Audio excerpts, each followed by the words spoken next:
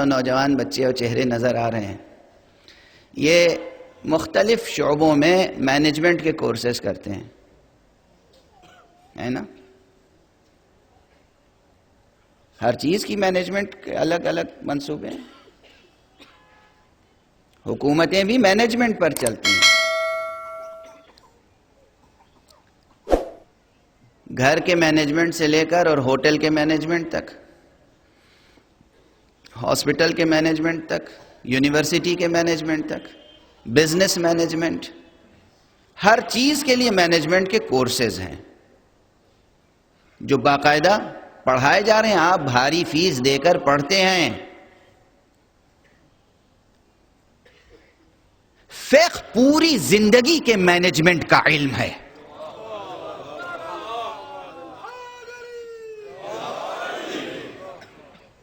ولادت سے لے کر وفات تک.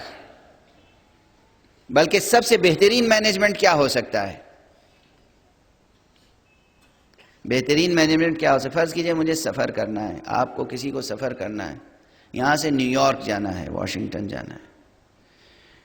تو بہترین مینجمنٹ یہ ہوگا کہ جس وقت آپ لاجسٹکس طے کریں گے، کس پلین سے جانا ہے، کس وقت جائیں گے، کس وقت آئیں گے، کیا ہوگا، تو اس کے ساتھ ساتھ آپ یہ طے کریں گے کہ یہاں ہمیں ایئرپورٹ کون چھوڑنے جائے گا، ایئرپورٹ پہ کیا سہولتیں فراہم ہوں گی، فلائٹ میں کیا سہولتیں فراہم ہوں گی، وہاں ایئرپورٹ پہ ہمیں ریسیو کرنے کون آئے گا، ہم کس ہوٹل میں ٹھہریں گے، وہاں ہمارے ساتھ کون رہے گا، کمپنی کس کی ہوگی. پہلے سے سب چیز طے ہوگی. تب تو آپ ایک اچھے انسان اور ایک منظم انسان شمار ہوں گے، ورنہ منظم انسان شمار نہیں ہوں گے. جس طرح آپ دنیا کے مسائل میں طے کرتے ہیں کراچی سے یا لاہور سے پرواز سے پہلے کہ وہاں جا کر نیو یارک یا واشنگٹن میں آپ کا ساتھ کون ہوگا، گھر کیسا ہوگا، قیام کیسا ہوگا. فقہ کا علم وہ ہے جو دنیا بھی سنوارتا ہے اور ساتھ ساتھ یہ بھی مینجمنٹ بتا دیتا ہے برزخ کیسی رہے گی، قبر کیسی رہے گی، محشر کیسا رہے گا، جنت کیسی رہے گی.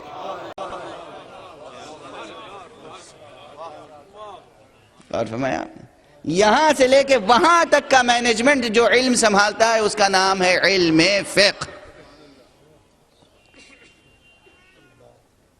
اب بہت سے لوگ اسے فقہ کہتے ہیں، فقہ غلط ہے، فقہ ہے، علم فقہ.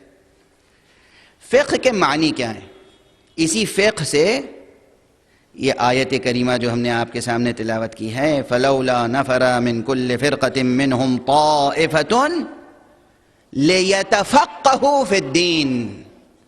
کیوں نہیں ہر گروہ سے، ہر قبیلے سے، ہر قریے سے، ہر شہر سے، ہر ملک سے کچھ لوگ، تھوڑے سے لوگ اٹھتے اور مرکز علم تک کیوں نہیں جاتے؟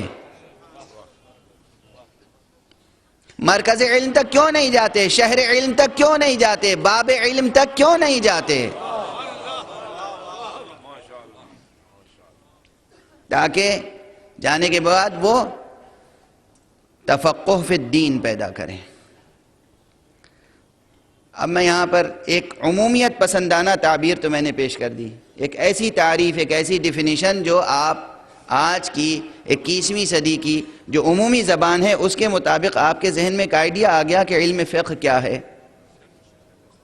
مینجمنٹ کا علم ہے، زندگی کا مینجمنٹ، روحانی مسائل سے لے کر اور مادی مسائل تک. عبادات روحانی مینجمنٹ، معاملات مادی مینجمنٹ، تجارت، بیع و شراء، زراعت، تمام مسائل، تمام احکام، سب پوری فقہ زندگی کی، ٹوٹل زندگی کی مینجمنٹ. یہ مفہوم بہت قریب آ گیا ذہن کے آپ کے. لیکن اس علم کو فقہ کا نام کیوں عطا کیا گیا؟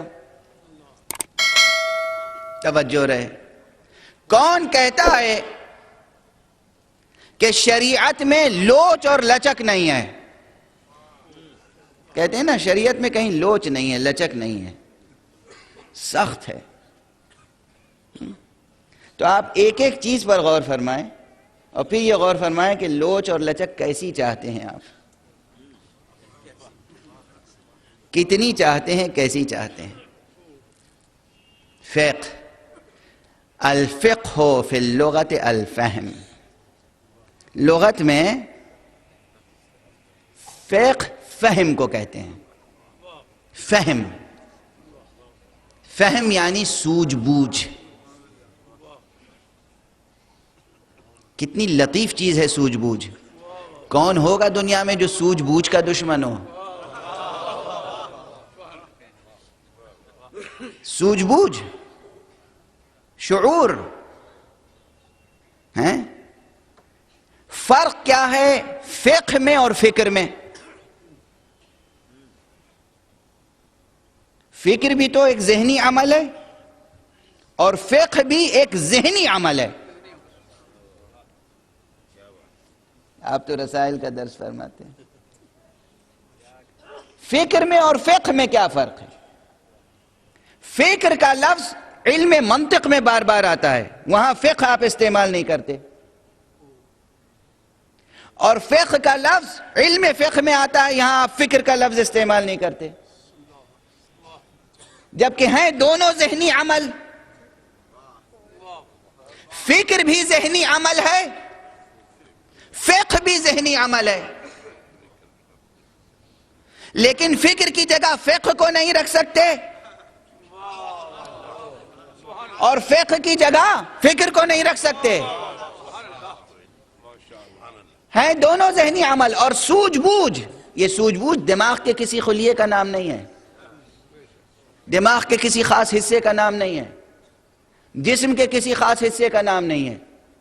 سوجھ بوجھ یا فہم یا سمجھ یہ خود ایک مجرد حقیقت ہے، ایبسٹریکٹ ریئلٹی ہے، مجرد ہے.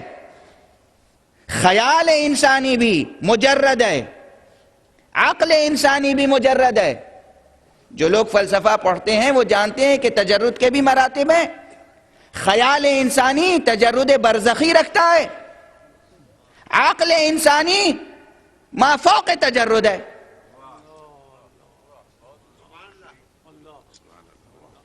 ایسا ہی ہے. میں سبق سنا رہا ہوں اور یہ کہہ رہے ہیں ہاں صحیح سنا رہے ہو. ایک صلوات پڑھ دیجئے محمد.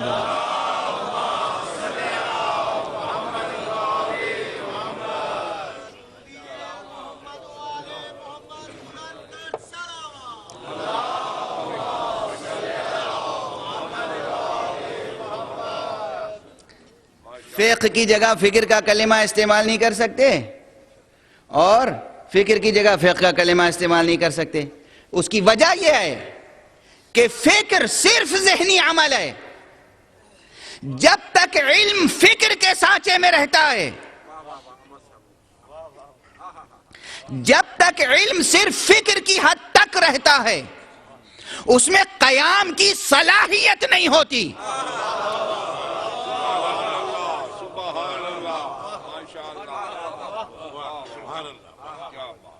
جب علم فکر سے گزر کر فقہ بن جاتا ہے تو پھر وہ عمل کے سانچے میں ڈھر کر ٹھہر جاتا ہے.